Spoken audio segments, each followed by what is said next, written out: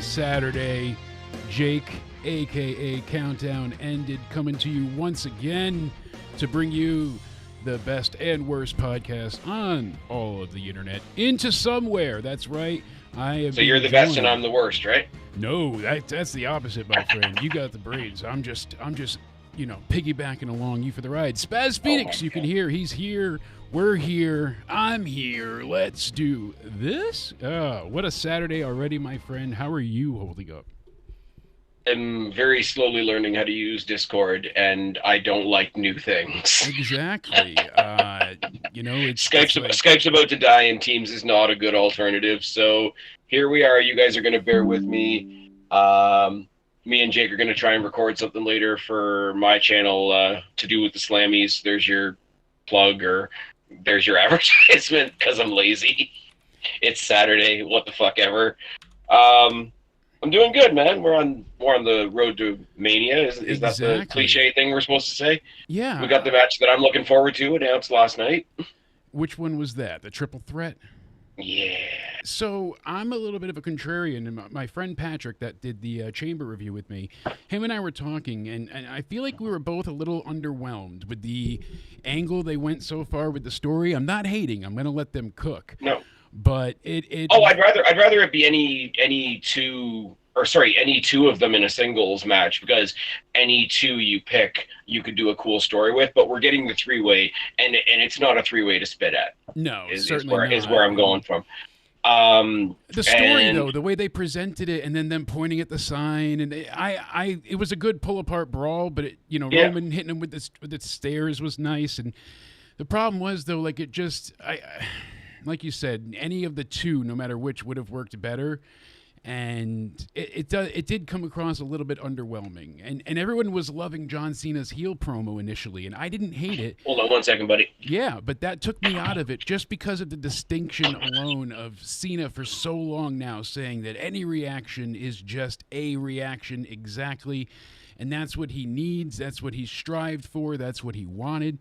So to have the change here where it's basically, him going back on his morals and laurels, I get what they're trying to present, but as I mentioned before, it's just not ideal, and I don't like the "you people" that we get so often, the heel moniker, like when Edge turned and Judgment Day started, it was the "you people." So for Cena, it fits to a certain extent, but he was going so hard. I think this is a cliche answer, and it's so cliche that we've even gotten it from What Culture.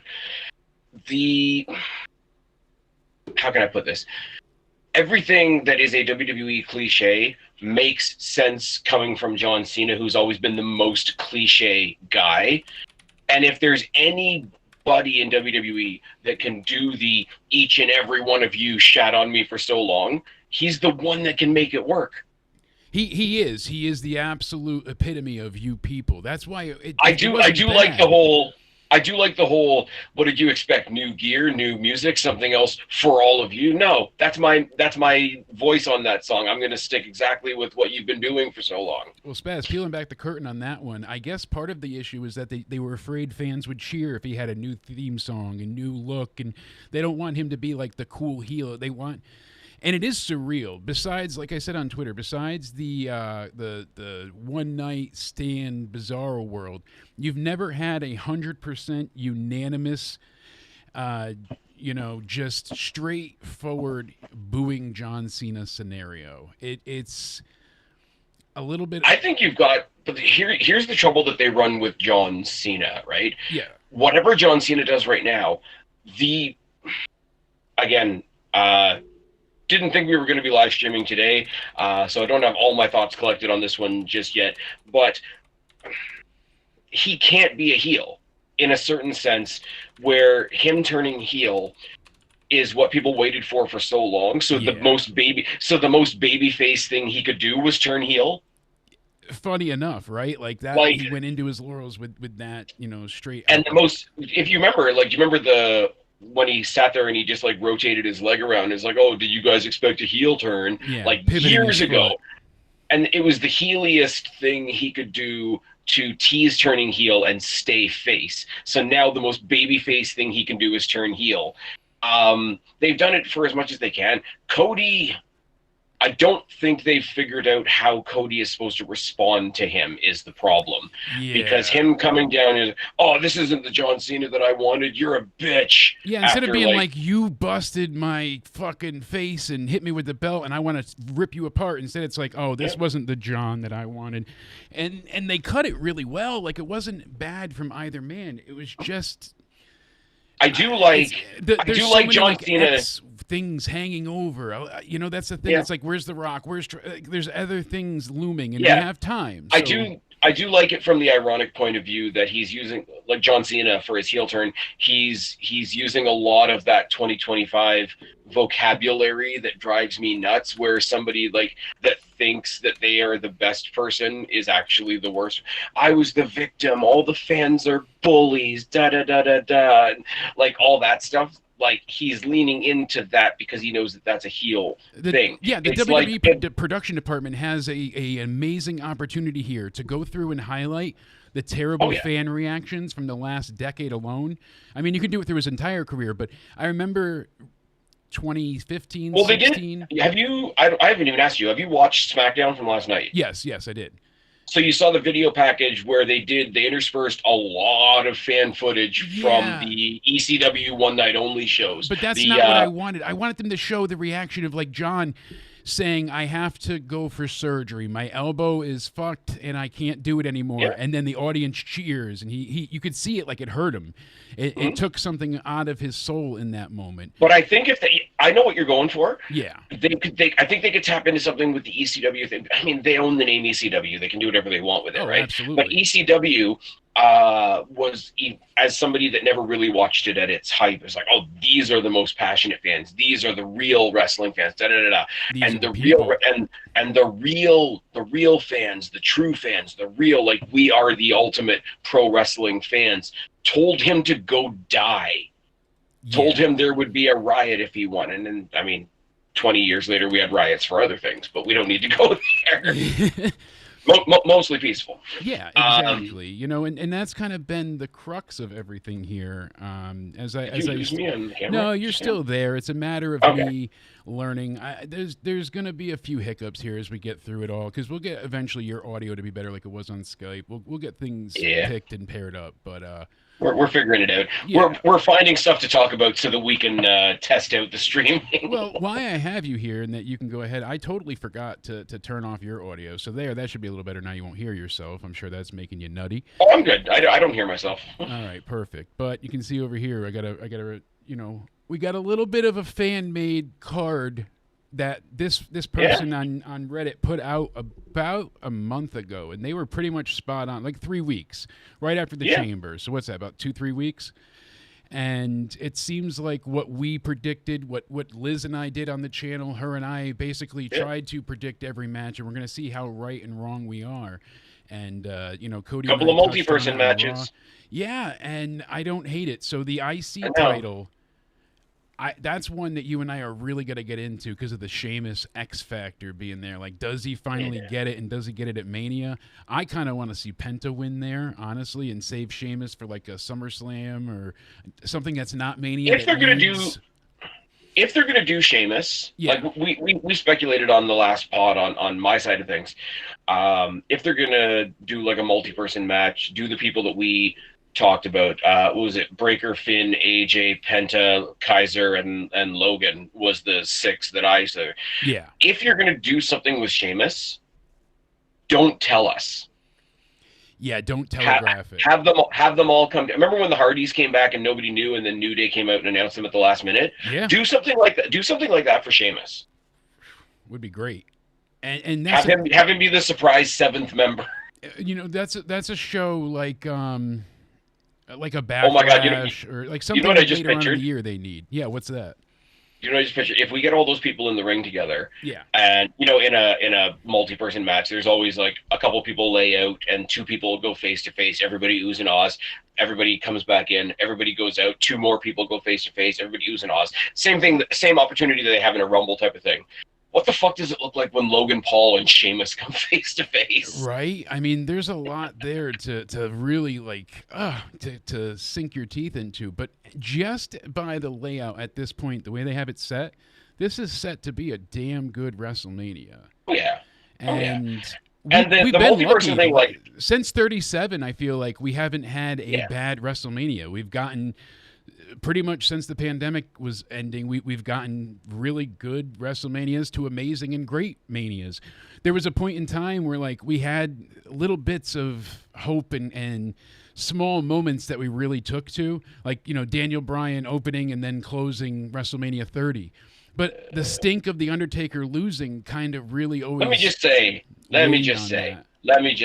because I've said it enough on my channel, I'll say it here too. Uh-oh. The Daniel Bryan thing was awesome. The Yes-Mania, whatever, the whole let's have him open the show against all odds. He's going to go up against Triple H. He's going to get his spine beaten in with a hammer. Him and Stephanie are going to double team him. He's going to go in at the end of the night with 2 fresh opponents for the world title match at the end of the night. Awesome story. But it was everything we hated about John Cena times 10, and nobody wanted to say that at the time.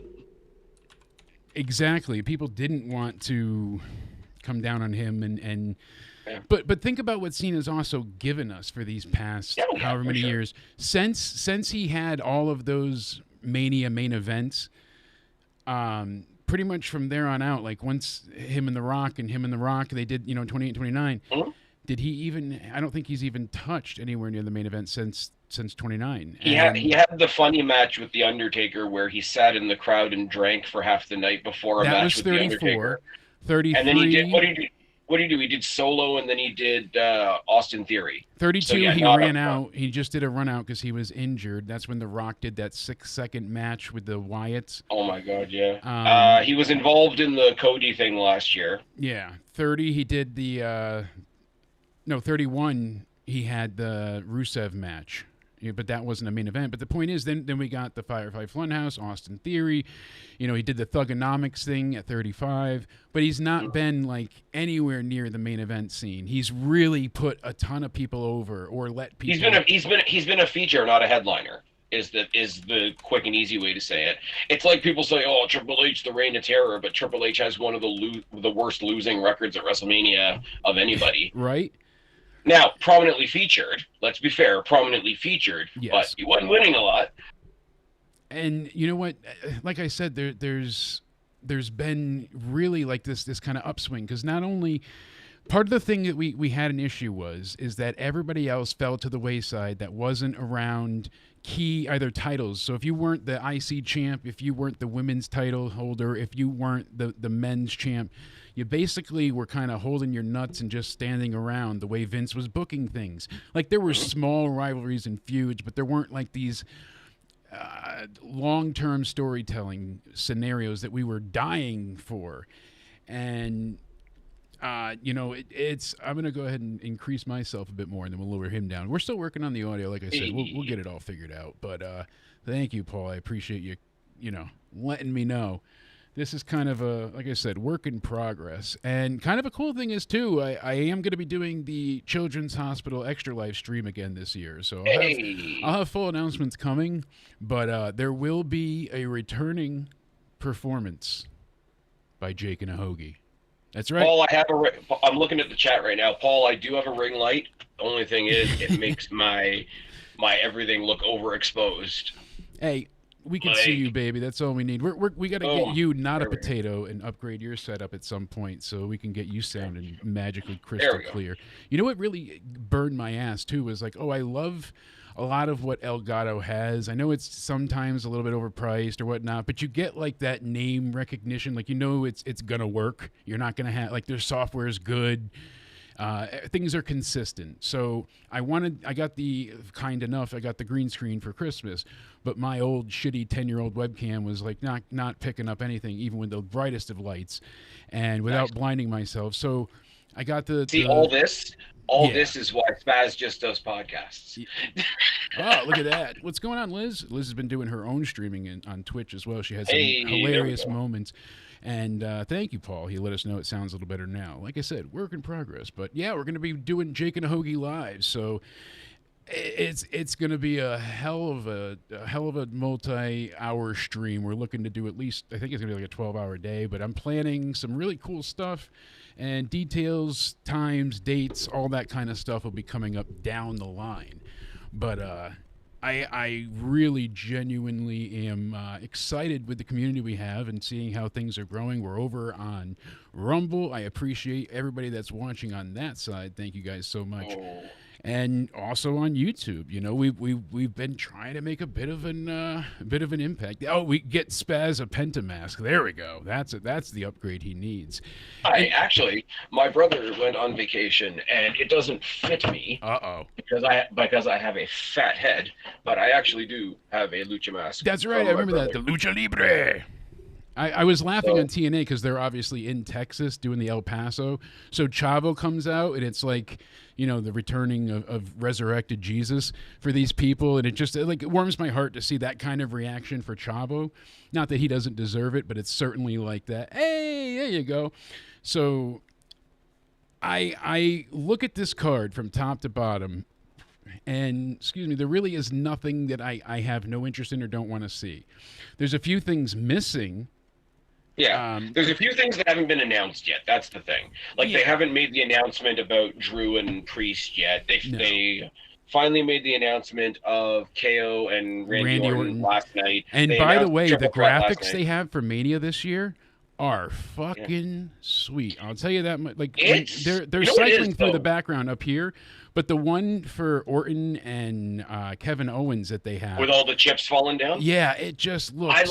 But they've got multiple. If you look them up, and they change them on the site day by day as well, there's multiple versions of all of those graphics as well. See, I like this one too. It's just like everybody's got their own playing card, and then they have like the different, alternating effects. I just think it's really cool. But I like the ones where it's flipping up and each one's a face card with the name. Like the first one that we got for Charlotte and Tiffany.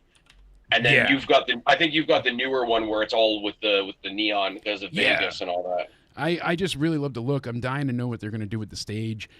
But when we go through this whole card, I would say the Raw tag team titles are a glaring miss, certainly. I think they're. I was gonna say as soon as like Tony Khan got his claws off of Rey Fenix, we would get that, and that would be the obvious thing going forward, or at least them with the New Day would be a lot of fun. But I'm equally as interested to see what they do with Phoenix as a singles guy on SmackDown, and Penta in the. He's going to be one of the biggest guys on that side of things. So. How cool would it be? I would love to see him debut at Mania. Just have Phoenix be in the ladder match for the IC title and debut. Supposedly, and this is what I've heard, because it's an all weekend thing now, as we talked about. Like, there's the Hall of Fame, there's the Slammies, there's the roast of WrestleMania, plus the Raw, the SmackDown. I hope that roast is live, by the way. I'm going to be so upset if it isn't. I love stand-up comedy. I love most of the comedians involved. They better air that. But like you said, there's so much shit going on. It's insane. It's not just Mania and the Hall of Fame. There's so much. So they're hanging out one extra night to do the following episode of NXT in Vegas as well. Yeah, that Tuesday. So they're going from. They're going to be there all week, but essentially from Friday to Tuesday, they're airing. Stand and Deliver, Oi Oi Oi, both nights of Mania, the Hall of Fame, hopefully the roast, and then obviously Raw and NXT. That's so just. But the way they treat, and they did it like for the COVID Mania even, so like, not that we want to look back to that, they treat the Friday night, the SmackDown, as if it's part of the Mania card. Now, they're not in front of the big Mania stadium crowd and all that kind of thing, but they really do have like WrestleMania SmackDown matches announced. And from what I've heard, again, rumor and innuendo, catch it in the wind type of thing, apparently not Penta, Phoenix and Black are both debuting on the WrestleMania SmackDown. That would be incredible. I'm all for it, because I would almost say it's the 20th. I think is Mania.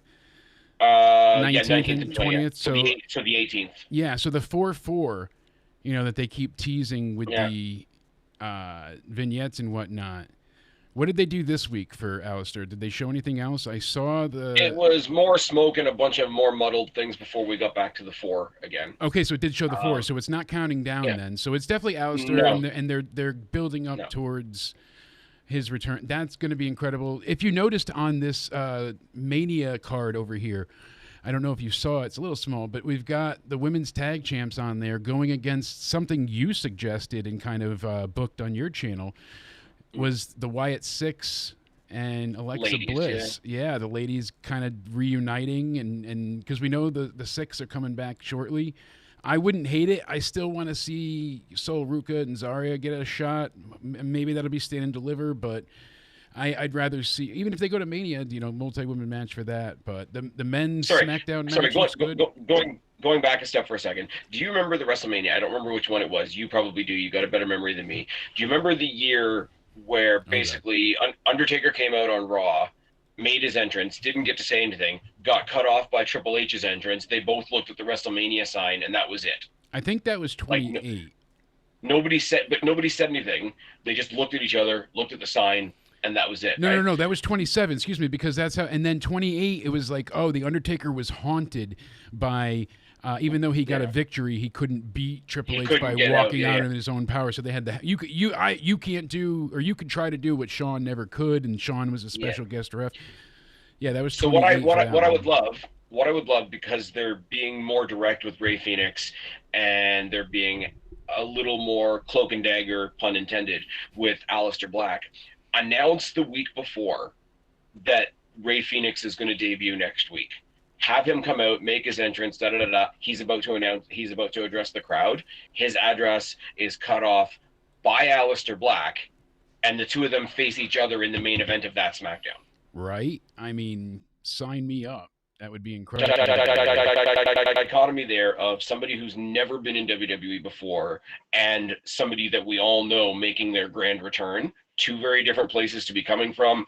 I mean, you're not going to tell me the match will be bad. Yeah, no doubt about it. It's going to be a great match. And Liz made a great point. I put up a tweet the other day talking about, the $25,000 John Cena luncheon, 5-star dinner, or whatever lunch. We don't have to talk about that. No, but like everything at Mania, you used to pay to get into access, and then you could meet stars, and maybe a couple of them, like the Undertaker, the legends, they would charge you for. But even then, it was like $60, kind of an idea, and even that's pricey. But I could understand it. But with these things now, it's hundreds and hundreds of dollars for a 10-second photo op. Like, you don't even have, like, the convention where you get to go up and really, it's a conveyor belt. You go near them, snap, go. Go in, snap, go. But to charge people like $200 to get a photo with Punk, it sickens me. And I know it's not, it's the TKO greed that we're seeing.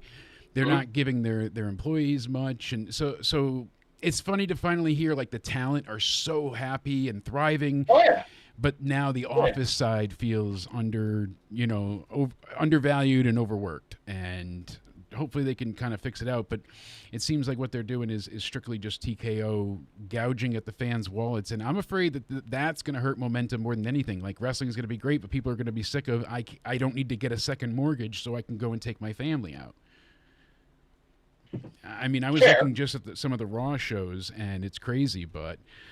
like we said, we just wanted to kind of test things out today, and we're flipping through some of the audio. We weren't going to be on here live. We're going to eventually record something for Spaz's channel, but we're going to be having people joining us soon enough. We're going to be coming back, and I know Liz and Cody and a few others want to join in. All the ones that are there when I'm elsewhere or in the middle of an arena. Well, the goal is to get you into somewhere as well, so we'll have everybody together. I want to do like a big when it comes to WrestleMania preview prediction time, I want to do a big like panel with everybody. I think it'll be fun. Nice. Just go ahead and hang out. But all in all, I am we'll do our own over on my side as a pod, and then we'll get the community in for more of a town hall type thing. Exactly. So I know you got to get out of here, my friend. I'm going to wrap things Yeah, up in a few minutes myself. Spaz has to go eat. Yeah, go get that din din. But hit me up in a little bit, my friend. Thank you so much for hanging out Yeah, and we'll being we'll figure awesome. something out. And yeah, Absolutely. thank you to everybody that, specifically to those of us that are flipping over to the Rumble side of things. It's really cool to see. Yeah, absolutely. So make sure you check out Spaz Phoenix. He's on everything. He's on Rumble. He's on YouTube. He's on Apple Rumble, YouTube, Podcasts. Spotify, iTunes. I think I'm still on Amazon. Find me on Yeah. X. Find me on Instagram. And you'll find me on there as well, guest Yep. hosting on The State of Wrestling. The latest episode is in the description box down below, both on YouTube and on Rumble. So you guys can go ahead and check that out. I know Liz is streaming a little bit, so you can check her out on Twitch. I'll have that in the description box added down below as well. But Spaz, thank you for hanging out, my friend. We'll hit you up in a little Okay. bit.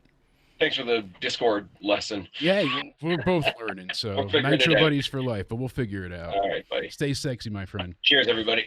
So we've got this Mania card here, and it's just like, hey, I'm excited to see what we get. It looks legit. I mean, we didn't get the official announcement for everything yet, but Solo Fatu seems logical. Gunther and Jay supposedly is opening up night one. I wouldn't hate it, but that to me kind of seems like if that's the case, Gunther may retain. I'm kind of thinking, and we'll see how this story develops more, how much more they can add to it. But it is shocking that out of the top disliked videos on YouTube, and I know that's a small subsect of fans, a vocal minority, but they're a minority but vocal majority because they're so loud. But both him facing Austin Theory, the match that got scrapped on Raw, basically for just 30 seconds, and they'll have a tag match this Sunday, hopefully with Joe Hendry, since they're in Scotland. I better not say his name; he might appear. But like I said, that has number 5 dislikes of all time, and then him winning the Rumble is number 4. So I mean, these are the number 1 dislike video is still The Rock taking Cody's spot at Mania.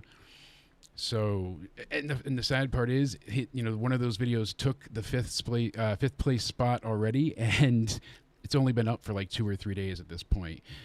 I don't get the hate with him. It really just doesn't click with me. I'm not understanding why fans are revolting. Everybody wanted him to be in that main event scene. He's main event Jay. I think the problem is that he lost to Gunther so many times. He's like, now I can beat him, but the fans, maybe they don't believe it. And if he does lose here, God, that's really going to hurt his character no matter how it happens. And if he does win, do you have people angry?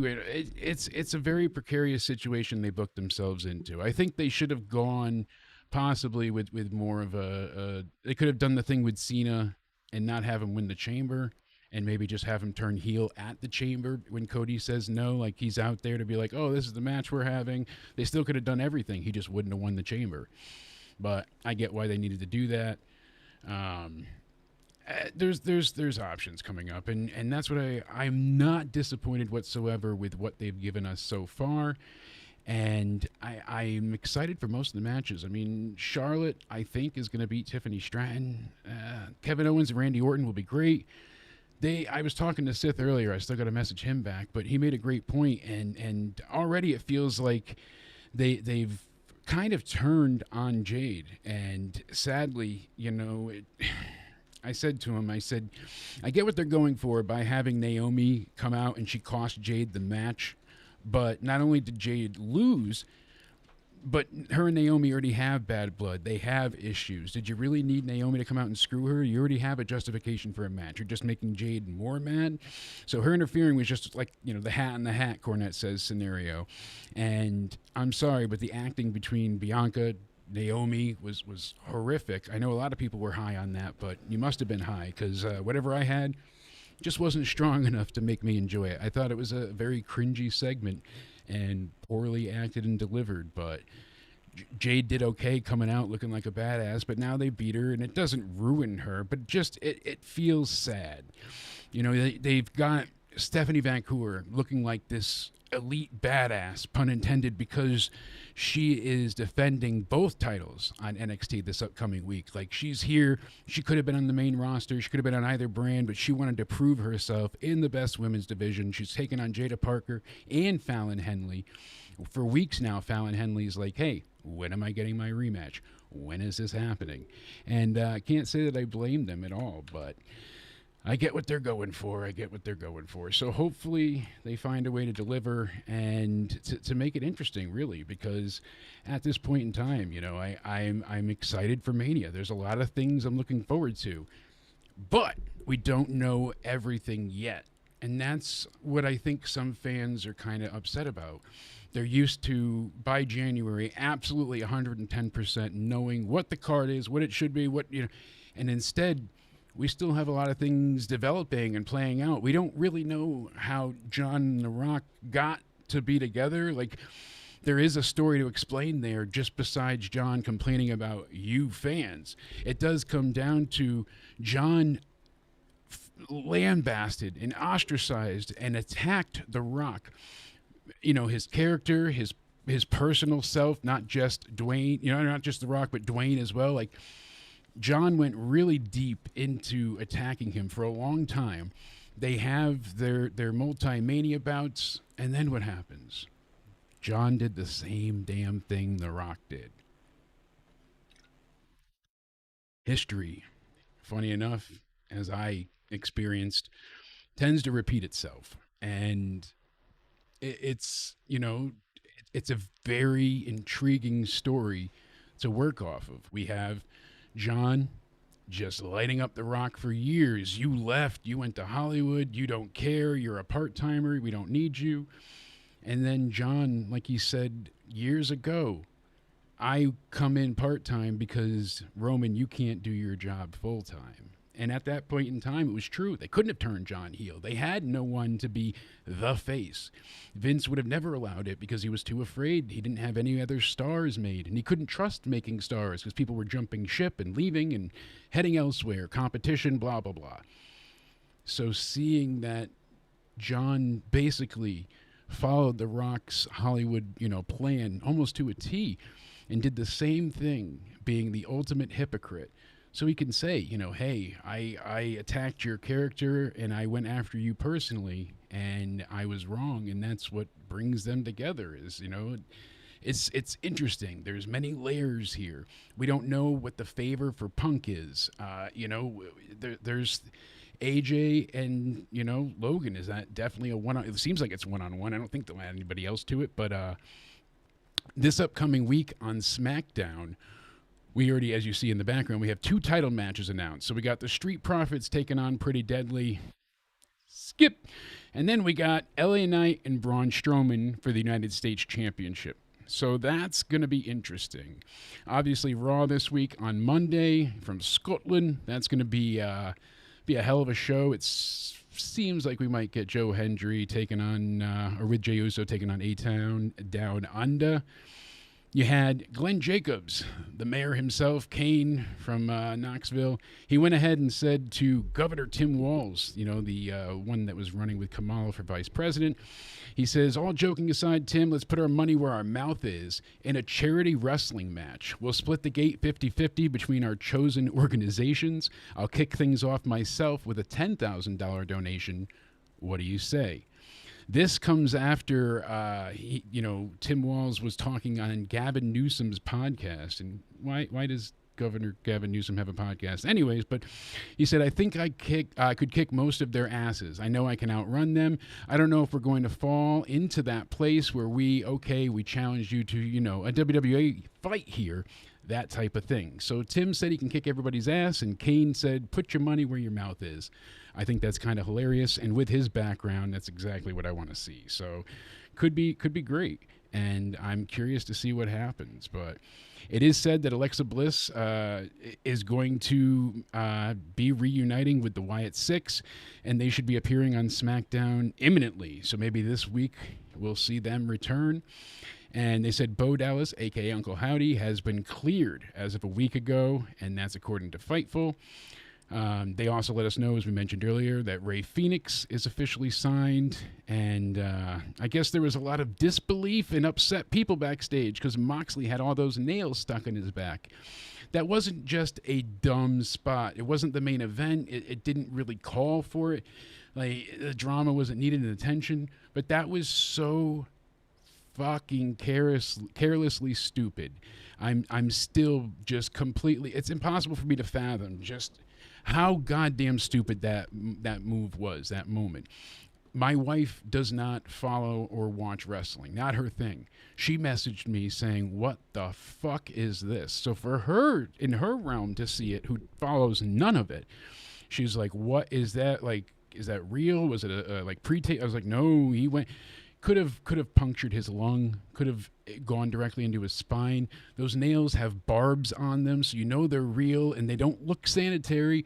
It's very easy, you know. Stevie Richards went ahead and explained how he had a bad spinal infection. I almost died from a staph infection. Infections are no joke.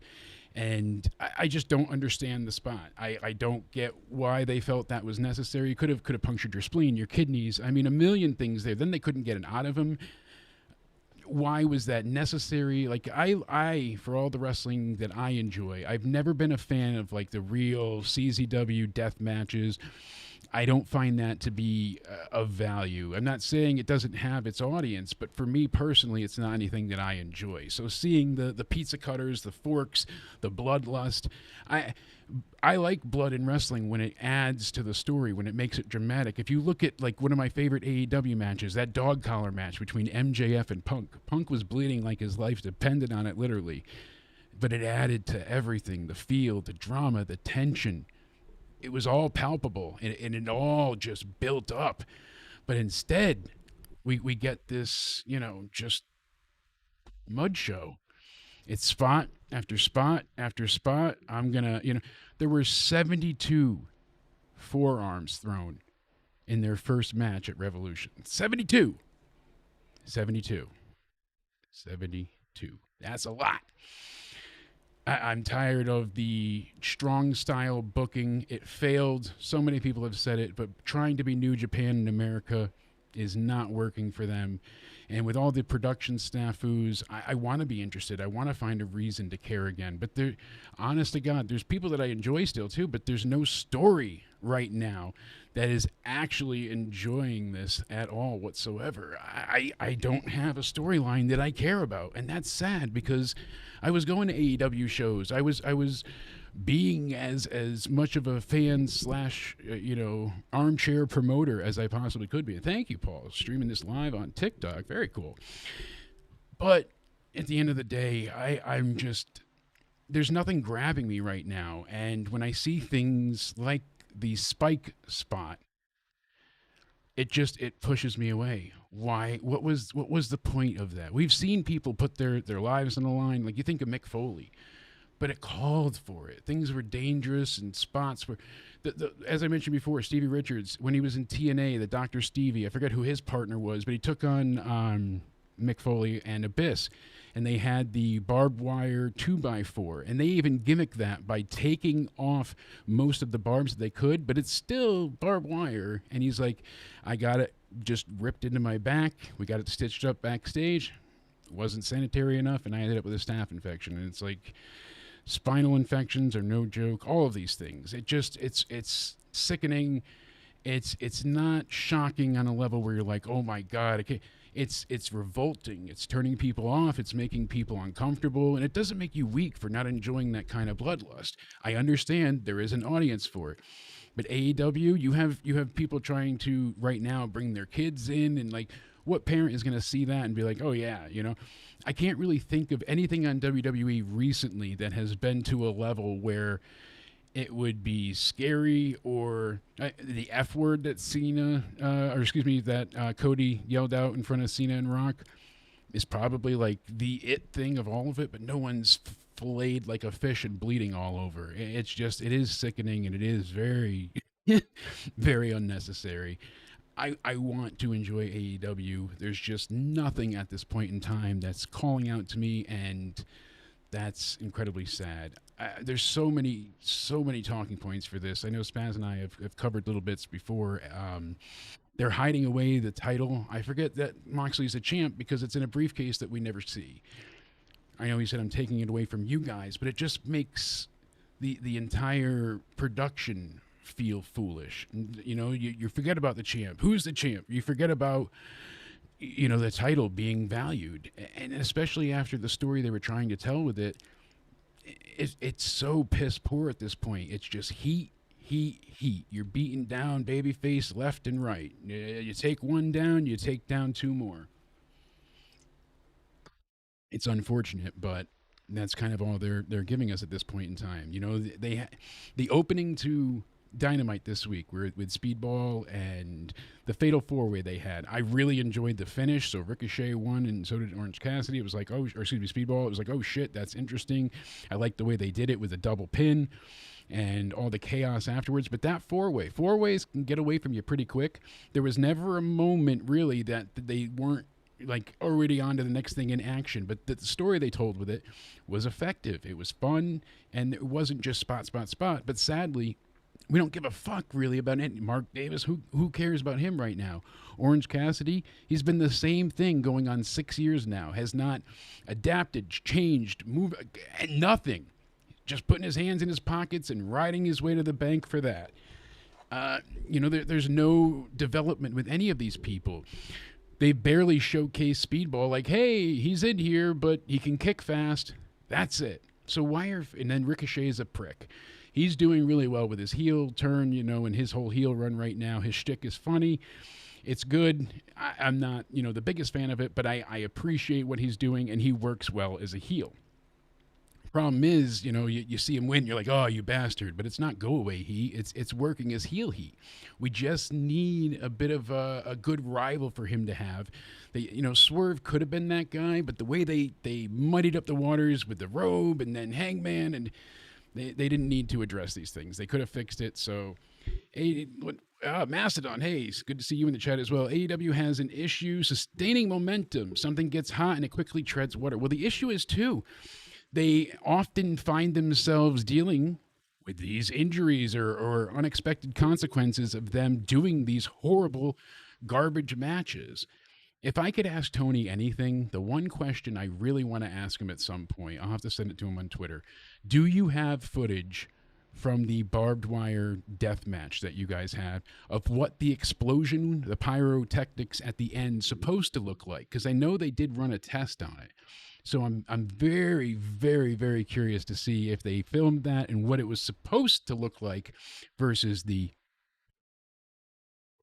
at the end. So still probably one of like the standouts for me with that. But it is true, every time they start to get some momentum, somebody gets injured or somebody gets hurt or there's a fight backstage, like something happens and they aren't able to pivot. Tony has plans, but he's not able to adapt or pivot. So then he becomes, at least this is my opinion, just adamant about whatever I had in mind or originally set up, we're going to do no matter what.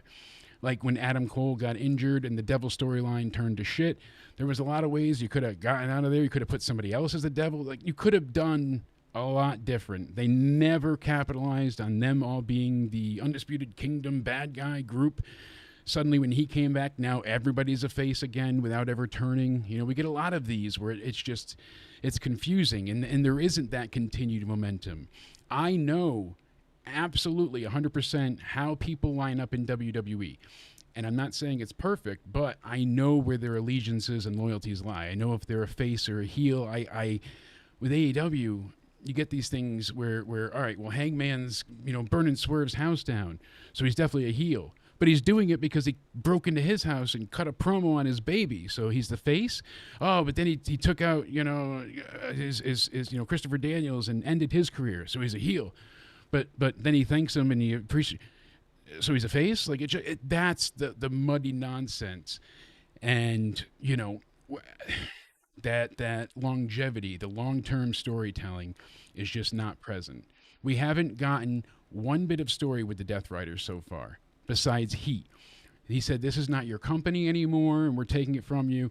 but there's been no real no explanation, no main goal, no objective. What are they doing? They're trying to destroy AEW, kind of? Like, what is your plan? Why aren't more people defending AEW from them? Like, a lot of it is just lackluster and confusing, and when it takes you out of it, because you can't suspend disbelief long enough to get your mind wrapped around it, sadly. Like I said, I want to like it, but it's not great, and there's a lot they can do to fix things, and hopefully they get some of the momentum back and they're able to do so, because it would be great to see them pick it up. There's a lot of people there that I really enjoy that we don't get to see there often, so hopefully that's what we get. And I don't know, there's a lot of chances that they've messed up already, and they've had a lot of ill will with the fans because of how they've handled things. And since Brawl Out and then releasing the Punk footage, I think the Punk footage being released really hurt them, because if you look at ratings, and I know ratings aren't everything, but you have people like Meltzer praising AEW because, hey, look, these guys, they knew that it would be a better look on TV and for the fans by going into a smaller arena, because then it would be louder. But no, you didn't sell enough tickets to have the larger arena, so now you've been moved and relegated to smaller places. That's not a positive. That's not a good metric. WWE, as much as they're ripping people off cost-wise, they're breaking gate records day in and day out, and everything's sold out endlessly. And they did it with NXT. They admitted it. Hey, look, when we had the Randy Orton Javon Evans main event there for, I think it was Cincinnati or something along those lines, they're like, hey, the original larger arena wasn't selling, so we brought it down so it'd be better and more of a intimate setting, and it was great. But they were honest. They said, hey, we didn't sell enough tickets for what we wanted to do, so we got to downsize. Didn't make it an issue. The fans still got an amazing show. The TV was great. But you're not praising yourselves for, not being able to sell enough. It was like, all right, what does NXT have to do to make themselves a more desirable market in that area? What do you guys want to see? And they conducted studies. They brought in people. They did focus testing in groups. What do people from your area want to see? You want more female wrestling? Do you want more, those type of things? And the more they investigated and found out, the better it got. Yeah, I'd rather see, WWE live and spend a little more money than to go in AEW right now. And sadly, that's unfortunately the case. But with WrestleMania coming up, I'm really liking what we're getting with this card. I'm not crazy about the triple threat. I really wish Punk was added to the John Cena, Cody Rhodes main event. Even if he doesn't win, I feel like that's just so much more the match. Punk, or even Seth or Roman, having it be a three-way, one of them always feels like the odd man out that shouldn't be there. Roman and Seth, they need to face off at Mania. You cashed in at 31. You took my fucking moment. You stole the belt. You stole my main event. These two have bad blood. Seth is a heel coming back in as the Shield, at the Royal Rumble show and trying to get into Roman's head and then helping Cody, unseat the tribal chief. There's a lot of things that these two have unresolved history with. Punk has issues with both men, but not on the deep level. Like you said, neither one of you can beat me without help for the other. But he doesn't have this awful, long, painful history like, Roman does with Seth turning on him and turning his back on their brothers. And so, it feels a bit like a consolation prize yet again. Last year, we missed out on Punk because he was injured. This year, no main event again. He's instead doing the triple threat. So it is a little underwhelming. It is a little disappointing, but I'm sure the match will be very good. I'm excited to see where it goes. I know they won't disappoint with what they give us on the night. Punk's not going to allow that to happen. He's going to have a hell of a match. He's got to prove he's the best in the world. So let me know, guys, in both the chat and comments down below, what matches are you looking forward to for WrestleMania the most? What do you want to see main event both nights? I mean, obviously Cody's going to be one of them, but who do you think night one main event will be? Lots of questions, not so many answers yet, but I'd love to see your speculation. Again, thank you for those that came and hung out with us on Into Somewhere today, just testing it out with Spaz and working on some of the audio things, but It's been great having everybody just come and hang out on a great Saturday. Liz will be streaming live soon, so make sure you go ahead and check her out at Twitch. I'll put the link in the description box down below for her. And then, we'll be having a lot of people go ahead and join in soon enough. So it's going to be a good time. We're going to have a huge, gathering of people for the WrestleMania predictions, so that would be fun as well. And all in due time, we're going to have a lot of things coming up. So I'm excited to see what the future holds. We got Knifey Buckeye in the chat. Love that name, by the way. AEW died for me when Punk left. Yeah, the Elite feud with the British, the BCC right after.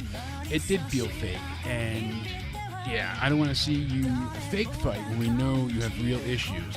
Rollins and Drew are adults. Yeah, I mean, look how, Drew McIntyre and Punk did business. Even if they had bad blood that could be real, they did business together. They went ahead and they worked together. So it was men being able to put their differences aside for business, for the fans, for the match, however you want to, encapsulate it all. We didn't get that, and Punk tried to. That match, him and FTR, CMFTR versus the Elite, that's the trios match with the titles that should have happened, but they wanted to take their victory laps, and instead of building up the company, they shot themselves in the foot and stared at it while it bled. I don't know, you can't put a Band-Aid on a bullet wound, but that's what they're attempting to do. And Hassel Terrell, what's going on? Nice to see you in the chat as well. Man? Make sure you guys hit the thumbs up. Welcome Make sure in. you're subscribed. Turn on the notifications on YouTube, and make sure you go ahead and give us a follow on Rumble as well. Trying to take things off Happy there Friday because to you. YouTube deems wrestling violent and inappropriate. So they're pretty crazy and common about taking streams down. But all in all, like I said, guys, thank you so much for hanging out this Saturday. I hope you all have a great night. We'll be recording doing, something with Conan? Spaz Welcome soon in. enough for another State of Happy Wrestling. Friday So to make sure you go everybody. ahead and check that out How's on everybody his doing? information down below. Give him a follow, subscribe. He's everywhere. On a And again, Friday. thank you all. I hope you have a great afternoon or evening now. And I hope you all stay sexy. WrestleMania, baby. We're getting there.